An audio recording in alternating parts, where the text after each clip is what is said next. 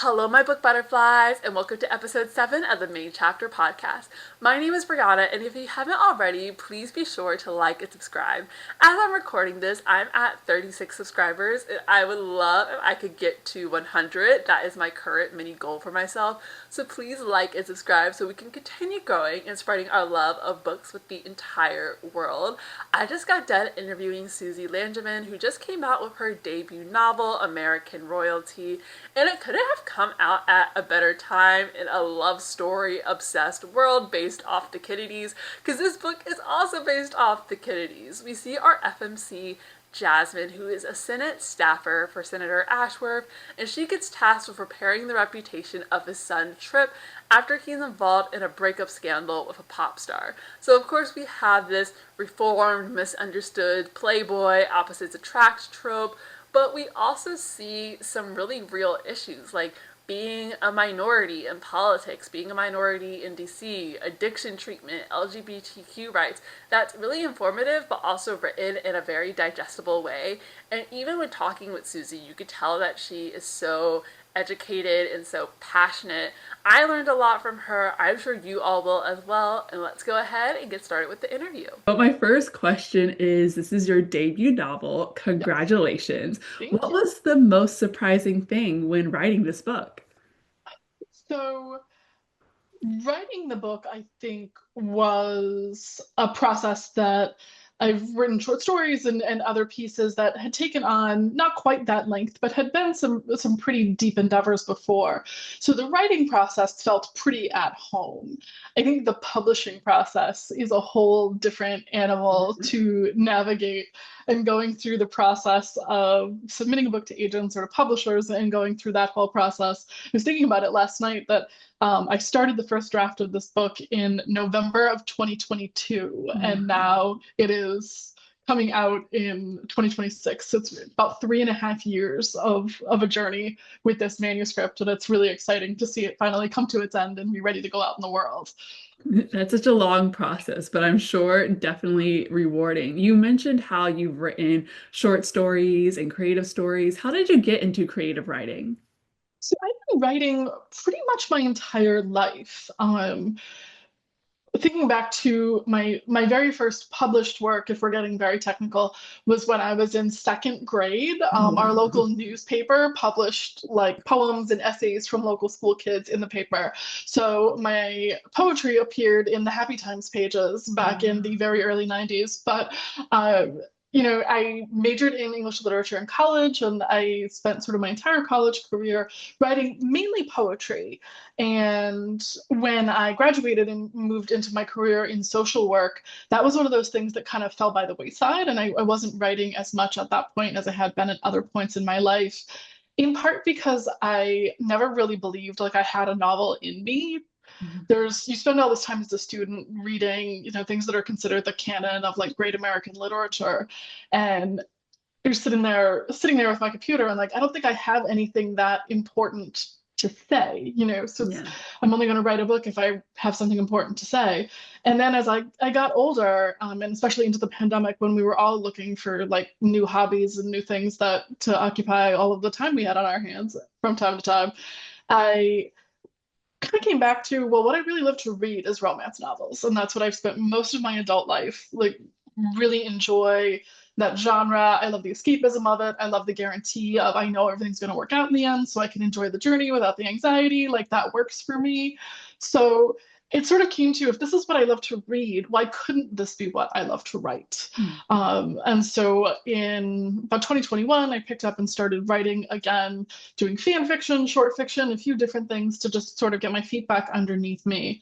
And then this is the first full length novel that I wrote, and I've just kept going since. That's great. And I love that you write romance. I always say that romance is such a underappreciated genre because all of us love it so much. And it is really important to have these stories. And what I really loved about American Royalty, your story, was Jasmine. To be honest, as a Black romance reader, I do not see a lot of protagonists that look like me. And Absolutely. Jasmine was so refreshing. And to be honest, I feel like a lot of romance novelists kind of have a fear for writing about women that don't look like them. And you did it so beautifully, writing about protective hairstyles and equity, and even kind of like her friendships and these nuances. I remember even telling my mom, I was like, I'm really shocked this is written by someone who doesn't look like us. And I was wondering what kind of made you dive into Jasmine and want to write about a Black woman as your first FMC? Absolutely. So, with knowing that I wanted to set this story in Washington, D.C., and that I really wanted this character to be somebody who was in DC, but not of DC. And so, really being this person who's straddling both worlds, it felt really disingenuous to me to create a character that was a DC native who was not Black, because DC is one of the Blackest cities in the country. The people who live there, who work there, who aren't of the political system are largely Black. So it felt like I would be doing a disservice to the community of DC if that was not something that was spoken to in this book, because it is such a stark divide between the two. And having this character who really does have a foot in two worlds in so many different ways, it was really important to me to have her biracial identity be a part of that, and that she's sort of sitting in both of those places. I've had the wonderful benefit in my life of getting to work with people both professionally and as my clients in my career as a social worker, who come from a huge variety of different backgrounds, and hearing their stories and understanding where they're coming from, and really appreciating the power of storytelling and the power of what difference that makes. So leaning into that, doing a ton of research on reading first person accounts, reading romance novels by Black authors like Beverly Jenkins and Kennedy Ryan and Talia Hibbert, like getting into those characters and what their experiences were like, to really flesh out what life could look like for a woman who really was living with a foot in both of these worlds. And I'm also super fortunate that my acquiring editor with my publisher, Shakira Blakeney, is a Black woman, and she was an incredible influence on this book. She picked it up. She believed in the character of Jasmine as a convincing woman who was biracial, and her fingerprints are all over this in terms of the authenticity and what it was created for. So I'm grateful to her as well. That's amazing. I love that you had a support system and that you really did the research, because I definitely think it's reflected in the writing in the book. I feel with book talk, I'm sure you're no stranger to it, is there's always these debates about minority characters and women of color and how they're perceived. People think there's often like not enough racial trauma in these books, or people also say that they want their characters to be whimsy and not have that like burden or like that being Mm-hmm. brought up. Did you have any concerns about how Jasmine might be perceived? Yes, and I think there's always that concern about characters, no matter what identity they're coming from, and it's heightened when you're representing something that doesn't, jive with your own personal lived experience. And so I wanted to be really respectful of that. And I think there are people that feel very strongly about reading, mostly or exclusively from own voices perspectives, and that's a totally valid lane to take. And that I think we do have a responsibility as writers to reflect the world around us. And my world is populated by people of color, by queer people, by people from all of these walks of life. And I want all of them to have a voice and a space in the work that I write. So I do definitely, letting this book out into the world, I know there'll be people that will have reactions to the fact that I am a white woman writing a biracial main character. And that's okay. Like, that's for people to grapple with and have on their own reactions, and see what works for them and what doesn't work for them for these characters. But I really think as long as we're doing it with the proper amount of research and respect, that it is our duty as artists to think about how do we reflect the world around us in the worlds that we create in our work. I definitely agree. And you talked about living in a diverse world, and it's reflected in the book because we see topics about addiction and LGBTQIA rights. And Mm-hmm. you mentioned being a social worker. So I was wondering, how has your career impacted your writing? I don't know that I could separate the two at this point with what I do in my professional life and what I do as a writer. Um, when I think about going back to that idea of not really having something to say or having something important enough to say, what I think I've realized through the process of writing this book and also my next book that comes out in July is that the most important thing we can say is that people deserve love no matter what else is going on with them. That, there's space in this world for queer love and black love and fat love and disabled love. And like all of these things are so central and important to our identity and who we are that we need to see that reflected in these books when people are loved not in spite of what other people might perceive about them, but because of those things that other people perceive about them. So that representation, especially around, mental illness and addiction, which is what I do in my professional life, I feel a real sense of responsibility to get those things right in these books and have them reflected because they are a part of so much of life that we need those themes to show up in books to help us navigate them in what we see every day. Yeah, unconditional love is definitely like the foundation of the romance genre. Definitely. And that's why it is so important to show that it can happen to anyone, and anyone can pick up a book and see that they can be loved no matter what they look like, what they're going through. So that's why I think stories like yours and like American Royalty are so important. You do cover a lot of topics in your book, like I mentioned, like the addiction, LGBTQ, Mhm. racism. How did you choose what topics to spotlight specifically in American Royalty? Oh, good question. I think part of it was the context informed some of it. When you were looking at something through the lens of this is a story that unfolds in the political realm. So it's where and how do those issues touch with the broader political conversation and the broader social conversations that go into that. I think some of it, though, was also just the unfolding of these characters. They're all sort of, I don't want to say they're like spins on archetypes, but they are very much like wanting to take something that I hope people have seen before or have an idea about and twist it and take it in a little bit of a different direction. The Ashworth family is very obviously in some ways inspired by the Kennedy family. I'm from Massachusetts, like Yeah. this is Kennedy country up here. And so looking at what do we think we know about these people who have been public figures their entire lives, and then what's really going on behind the scenes. Similarly, with the character of Tess, who we find out throughout the course of the book has not been able to come out because of her father's career in politics, that what we show other people and what we only show to the people kind of closest to us is something that I thought a lot about. And it gave some really good opportunities to look at these issues of like, what is it like to have this public face that you don't feel like matches who you really are? Right. I love that you brought up the Kennedys because they shape the next couple of my questions. But before I get to that, I think it's fair to say that American royalty follows like a pretty liberal standpoint, and we Yeah. are in a very polarizing world. And I believe it when people say reading is political. I definitely think that is a correct take. Are you worried about people who might come from the other end of the political spectrum and any backlash that might come from there? About the backlash piece, yes, I definitely agree that it has a position, right? And this book is coming at it from a particular perspective.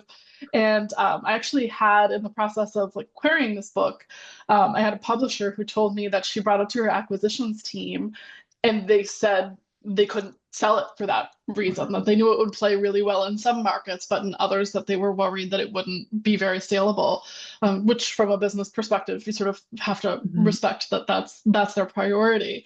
So I know there will be elements of it that some people find polarizing or could be a turnoff for some readers, but I think it's really important to speak the truth that is my truth and that is the Yeah. perspective that I hold, and coming from that perspective that you know all of the characters in this book that come from these wide variety and different walks of life really do all deserve the happy ever after that they get, and this feels like the way that would happen for those folks. Yeah, that's so interesting that a publisher didn't agree want to sell because of the viewpoint. Like you said, like it makes sense from a business decision, but also I feel like just different types of viewpoints should be published in the book and 100%. understand that not everything is for everyone. Right. But your book was for me, and I loved it. Thank you. And I hope the majority of main chapter listeners also. Agree. So you mentioned the Kennedys, and I Yes. had to bring up Love Story because I saw that you talked about how this, like, how Trip is kind of JFK Jr. coded, Yes. but you started writing this book back in 2022. So, Two. yeah. So did JFK Jr. inspire Trip at all, or does it kind of just happen to be a happy coincidence that it's now coming out in a love story obsessed world? I could not have done the timing of this if you paid me. Like, this was a complete accident, a happy accident that all of this filtered out the same way. There's definitely an inspiration there in terms of this very public figure who is largely a public figure because of his family, not because of, any of his particular decisions or the things that he's chosen to do. The thing that really kicked off the start of this for me was thinking about the Taylor Swift Connor Kennedy romance back in like Mm. 2012 and thinking about what happens on the other side of this pop culture and political crash when things don't work out maybe the way that people had hoped that they would in that storybook kind of way. But the character of Trip is definitely influenced by JFK Jr. and this idea of how do you create a world or a path for yourself that pays homage to everything you know about your privilege and how you got here while also doing something that is just your own. And I think you feel that tension with him throughout the book of wanting to lean into his family legacy, but also step into something of his own. And that was very much inspired by the JFK Jr. narrative. Of course. And have you watched Love Story? And why do you think people are so drawn to this era and these type of romances? I've not watched the whole thing yet. I watched, I think, the first two episodes, so I have to go Yeah. back and finish it. I'm similar. I've Um, only watched like the first three, so. but I think there is, especially right now with everything that's going on in the world, there is a certain nostalgia factor for a time when things perhaps felt simpler. I don't think they actually were. I think we were just in a very different, more analog place where we didn't know everything that was going on 24/7. So it was a little bit easier to distance yourself from those things. So I think there is a sense of nostalgia for just that whole time period that was a bit more disconnected. There's also a sense of right now with how many different ways people can get media and how many different, avenues there are for TV, for movies, for books. There's more ways than ever to fill your time with content, whether it is for entertainment purposes or it's through TikTok or any of those kinds of places that we don't really have like a monoculture anymore where there's one theme or one person or one family that sort of dominates the narrative in the way that back in the early 90s everyone knew who JFK Jr. was. Yeah. So I think there is some element of like looking for that unifying theme, that unifying thread. And that's not to say any of those unifying themes or threads were actually unifying because they still only spoke to one narrative and left out voices and people that didn't look and sound like what the dominant narrative was. Yeah. But I think there is some sense of longing for like understanding that cache of celebrity and understanding what it would have been like to be in this sort of most famous bachelor in America kind of place. Yes, I feel like there's definitely a lot of curiosity towards the 90s or even like the early 2000s. And I also just think that people like love seeing kind of like these relationships where people come from a little bit of a different background. Yes. Like everyone like wants to have their type of Carolyn Bessette romance or way now their Jasmine Lewis romance.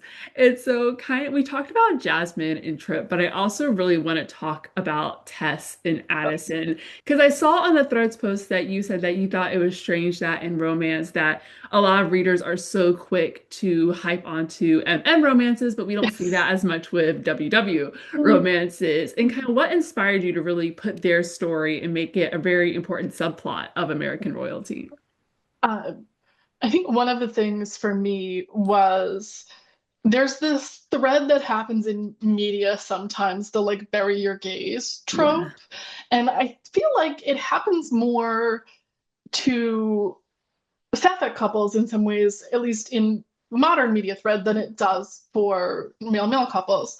And so I just really wanted to have there be a sapphic couple that got their happy ever after, and that was tied up. That's part of the reason why the book kind of lands and ends where it does, is that it was really important to me that there was not that thread of a couple that is gay not getting their happy ever after or not getting their chance at this the same way that the lead couple does. And I think there is such pressure right now. You know, we see this tide of anti-LGBTQ plus sentiment coming from all these different camps that there's a really important conversation to be had about, is this going to force people back into the closet? And that, you know, we've made so much progress in some ways, again, coming from Massachusetts, where same-sex marriage has been legalized for longer than anywhere else. We don't always feel it the same way here that I know people do in other parts of the country. So really wanting to be thoughtful about understanding that there is a duality there, and that even though it might feel that way in some spaces and places, that this is more accepted than ever and this is something that people are able to openly talk about for themselves, it's not like that for everybody. So I wanted to have sort of that duality of Addison, who's very able to talk about, you know, her sexuality and what that's like for her, up against Tess, who's looking at a really different set of circumstances. So there was some nice opportunities to play with that duality again of, well, what's public and what's private, and how do we navigate that? That I wanted to build into this story that ultimately led to the two of them getting their happy ever after as well. Yeah, I think them coming from different standpoints was really important. I currently live in Los Angeles, which is like a very obviously liberal, accepting city, but I'm originally from Kennesaw, Georgia, which is like a suburb of Atlanta. And it was definitely a different dialogue when I was growing up, going to high school and middle school. So it definitely, even now, seeing like my LA friends versus some of like my old like Atlanta colleagues, how they approach different subjects, I think it's really important to see different backgrounds coming together and how it Yep. is a different experience for everyone. And I think it's even reflected how people receive these relationships now with like the Bridgerton news. People are up in Yes. arms about Michaela and Francesca and saying that it's not book accurate. 90% of Bridgerton As is a book not book accurate, right? accurate, but this is like the one thing that people are like, but wait! So I'm interested to see kind of how the media perceives it when it actually comes out, whether that be 2027, 2028. They take 10 Right. years to film, but I'm excited. I'm excited. I'm excited for it. But before we change the conversation from American royalty, I do want to come back to Jasmine real quick and Yeah. do one more important relationship, which was her relationship with Danny.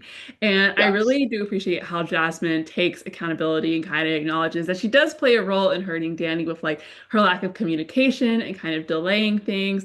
She does get with Trump basically a few weeks after her Mhm. breakup with Danny. But I was wondering, in your mind, did you think there was any potential emotional overlap or emotional cheating on Jasmine's end? Oh, that's a great question. I think one of the things that I tried very hard to do in the development of their arc was that there was a line for Jasmine that felt like crossing that was not impossible, but there was definitely like a point of no return. Mhm. That once that line was crossed, it would be very difficult to uncross it. And one of the things that I hope shows up in the narrative with her and Danny is partially her reluctance. I don't want to say reluctance for change, but her reluctance to give up control. Mhm. And that her relationship with Danny, for better or worse, felt like, I know what I'm getting. I know what to expect. It's I put the time into this, so I need to keep putting the time into this. Almost like the sunk cost fallacy sort of approach to her relationship with Danny, when it's pretty clear from the opening chapters that it's not working. Yeah. But she's really sticking with it because of the optics of it and because of the sense of, I have to have control over all of these things, and that taking that step into a relationship with Trip represents relinquishing that control Mhm. in a really concrete way around how she's perceived and what people think about her. So I think it's the does an emotional thing kick off before she breaks up with Danny? I'm not sure. I think readers can decide for themselves where that line is and if she's flirting with it. but I hope it's obvious from the beginning that what she and Danny are trying, they're both trying to make it work, Yeah. but it's never going to, because what they want is just so vastly different. That's one of the things I really love about writing about this time in people's lives, and sort of this, most of my work is folks who are in their late teens, kind of through the age of 30, when you're still figuring out how to be a person for all intents and Yeah. purposes.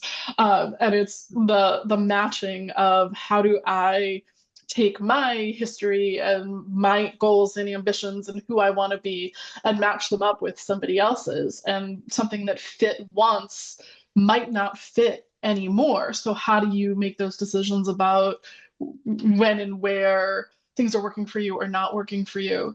And it's interesting that you mentioned about Jasmine like taking accountability for that relationship, because it was so important to me that there's no character in this book who's perfect, Mhm. that they all sort of have their flaws or their things that other people reflect back to them that they're not super comfortable with or that they wish were different. Because I do think there is a tendency, sometimes especially with male main characters, to make them like seem like this idealized version of something. And I wanted everybody to feel real, Yeah. and not feel like there's some idealized vision of whatever, but they're fully fleshed out people who are going to make mistakes and do things that are, hurtful, even if they don't intend to, or they come into something with the best of intentions and those intentions aren't realized. So I think, having Jasmine acknowledge that I don't want to be on a pedestal to you, I want to be real, and that's the thing that really I value, was really important to me to be a theme that carries throughout the whole book. Yeah. But my editor did hate Danny. The comments that she left about him in the margins were really entertaining. I enjoyed that greatly. Yeah. He's not the most likable character, but I think it's also because we're seeing it through Through her Jasmine's eyes, story and yes. through her eyes. But I think you're really right with like compatibility. I think that's what made their relationship real, because I'm 25 and I'm seeing a lot of my friends who are in relationships kind of face these challenges because it comes down to if they match well with their person. So I think that's really what happened with Danny and Jasmine, and kind of made it more realistic. And also what you said, like not that any character is perfect. Right. But that's all the questions I have for now on American Royalty. I know we have a few minutes left, so I really wanted to talk more about adaptations. So we talked about Love Yes. Story, which is also based off a book called Once Upon a Time. And then I saw that your dream series to get adapted is Talia Hibbert's Brown Sisters series. To Oh. you, what makes a book adaptable? And can you expand on why you love that series so much? So that series in particular, I I just love all three of the stories. I love how they play off of each other, and that you can pick up any one of the books and start in any one place, but you still get the richness of the relationships between the sisters and everything in those families. I, as a person who is myself disabled, I'm hard of hearing, and I have a chronic illness. So much of what Talia Hibbert does in her books is just like top shelf disability representation around neurodivergence, around grief and loss, around all of those different things that her characters show up with, that are still whole, beautiful people, who are flawed and not idealized, like canonized people with a disability in any way either. They're just so rounded and so incredibly human that I think there's so much richness for people to be able to explore in those characters and in what we see across all three of the romances in that. I also think one of the things that I love is like a Bridgerton, where it's each season is its own story, but then they're interconnected so Yeah. that you don't necessarily have to start from episode one. You can pick up anywhere, and they're very like bingeable in that way.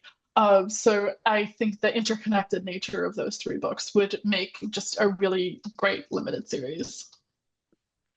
That's great. I don't read a lot of books with disability representation. It's something that I'm trying to do more in 2026 because I am also neurodivergent and I have a speech disorder. And like it's already hard to find books with Black characters in it. It's even harder to find books with neurodivergence or disability representation. I've seen like a couple of mentions of ADHD or ADD, but it's never like a very integral part of the story, which sometimes I feel Mhm. like is a disservice because that's such a important part of like a person and how they view things. So I'll definitely have to check out her series. You really just sold it They're to so me. good. They're so good. But my hot take is that not every book needs to be adapted. And there's like a lot of times Agreed. where I see that like adaptation, and I'm like, oh, I don't know if we really needed a series about that. I feel like a lot of times the magic is that it is a book. And I was wondering, do you have any hot takes around adaptations or just books in general? Oh. So I will say I'm skeptical about the off-campus series that's Mhm. being adapted, the L. Kennedy books.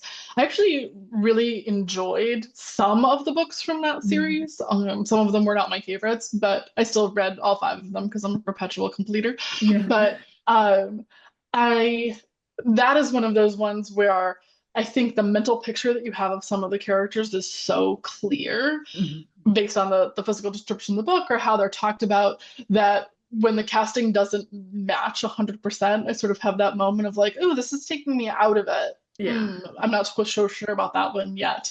Um, I think my probably very lukewarm take at this point, though, is that um, I think Heated Rivalry is going to usher in a new era of like hockey romance shows, and I think they've missed the point. I think the popularity of Heated Rivalry is at least in part, if not, largely driven by the fact that this is the type of romance that we haven't seen before. That this was, about male couples and this pressure cooker professional sports and everything that happens with that. So I am very afraid that Hollywood is going to take the exact wrong lesson from Heated Rivalry, and we're going to get inundated with hockey shows with white boys and thin blonde love interests, and not the actual energy that was behind this because of the diversity and the new perspectives that we were seeing. So I hope I'm wrong. This Bridgerton dust up is not making me super confident that I am. Yeah. I hope it means that we see more diverse love stories on the screen rather than this proliferation of hockey shows. But I fear we might be getting to proliferation of hockey show No. territory soon. I agree. And I just had a hockey romance author on a few weeks ago, and she was lovely. But we were talking about like why hockey romance Yeah. is like so popular. And I remember when I posted a clip on my socials, a lot of people were like, well, hockey romance is so popular because 90% of the time they're white, and it's easy to write like white romances around hockey. And I was like, oh my gosh, that's so true. And I feel like at the end of the day, we're just gonna see like a lot more white hockey romances. And I Yeah. think the off-campus series, I'm like you, I'm like excited for it. I'm a little hesitant about it though as well. And those are all white characters, and I think we're just going to see kind of like this repetition. But I'm hoping there's a producer or a studio somewhere that kind of picks up and makes something a little more diverse, and we do get those more diverse stories. You mentioned the casting a little bit, and fan Yeah. casting can be a pretty sensitive subject to people. And I was wondering, did you have any people in mind when you were talking about American royalty? Oh, okay. So, yes, the character of Trip, like his physical archetype, is partially based actually on an actor whose name is Matt Cornett, who Okay, yeah. ironically is going to be doing a book adaptation series from a Carly Fortune book on Amazon later this year. So, um, that is very much sort of like what the physical archetype was based on, in part because he has green eyes. And the song that I had in mind when I was writing parts of this book is the Taylor Swift song I Know Places, which Mm. is specifically references somebody with green eyes. So there was a whole like physical archetype that went with that. I don't think I had the same like mental picture in mind necessarily for Jasmine. Though if I were to fan cast it now, I think Yara Shahidi from Mm. Grownish is Yeah. like the picture I would have in my mind. Um, but those were sort of when you think about the physical archetypes of it, those were some of the things that I was Yeah. considering when they were coming to life. I think those are both great archetypes. So my last question for you is earlier in the interview, you mentioned your next work, The Plus One Pact. And I was wondering if there was anything you could tease about it. Oh, so the Plus One Pact, which is coming out in July, is one of those books that I actually refer to it as the book of my heart. And it's a concept that a lot of authors talk about. It's the story that you write, like not because you think there's a market for it or because you think anybody else wants to read it, but it's like the story that's inside you and the one that you're like, I need to get this out here. And the story of Plus One Pact is a um, young woman. Her name is Alyssa, gets invited to her best friend's wedding, who she's been hopelessly in love with for forever. And she's like, well, I'm not doing this by myself, so I need somebody to come with me. And her roommate's brother, Jeff, agrees to go with her as like her plus Mhm. one if she'll go with him to another wedding that he has to Mhm. go to that he doesn't have a date for because he's grappling with this long-term anxiety disorder that's really gotten in the way of him being able to create relationships for himself that he feels like are the direction that he wants his life to go. So he's taking his bar exam, like he's got a whole bunch of stuff going on at the start of the book. But it was really important to me to write this story where there was a male character who was actively in therapy, not because somebody else told him he had to be, but because he genuinely wanted better for himself. And his process of therapy is like depicted on the page. You see him in session with his therapist. Our male mental health does not get the attention that it deserves in our media, and we don't talk about it the same way that we talk about it with women's mental health. So I wanted to create this character that was open about his experience of his mental health and have that be a process that you see on the page. And Alyssa is a plus size character who everything about her is not about the fact that she's plus sized. Like she's done the work, she is in a good place with her and her relationship with her body. And so this is about her finding love, not because she's come to terms with like who she is or what she looks like, but because she's ready now. She's done the work and she's in a place where she feels comfortable and confident in herself. And the last thing she has to do is let go of this hang up that she has with this old relationship. And then she's ready to move forward. And so creating these characters who had like the ability to engage and talk about what was going on with their mental health and to just be who they were in their body was something that was really, really important to me. And I'm really grateful for the opportunity to tell that story and have that come out into the Yeah. world. It sounds like it's going to be a great story. I'm super excited, especially talking about the male mental health aspects. That's like my number one critique with a lot of stories that I don't feel like the men do as much of the mental work or it's kind of shallow. Like Summer I Turned Pretty, I hate it. Like when Conrad was in therapy and he was still lying to his therapist. I'm like, that's not doing the work. So I'm really Nice. excited to see this version of it, and I wish you all the best with it. But Thank thank you you. so much for taking the time to speak with Thank me. you I for really having do, me. of course. Thank you so much for listening. I hope you enjoyed that. Be sure to read American Royalty if you haven't already, and look out for Suzy's next book coming out this summer. Next week, I am interviewing Sarah Hoover and her best-selling memoir, The Motherlode, Episodes from the Brink of Motherhood. This interview, we talked all about representation, and we are continuing that theme next week, talking about representation, specifically with postpartum depression and the mental health of mothers. It's such a real, raw, transparent interview that I encourage you all to come back to listen to. I hope you have a great week, my book butterflies, and I'll see you next time.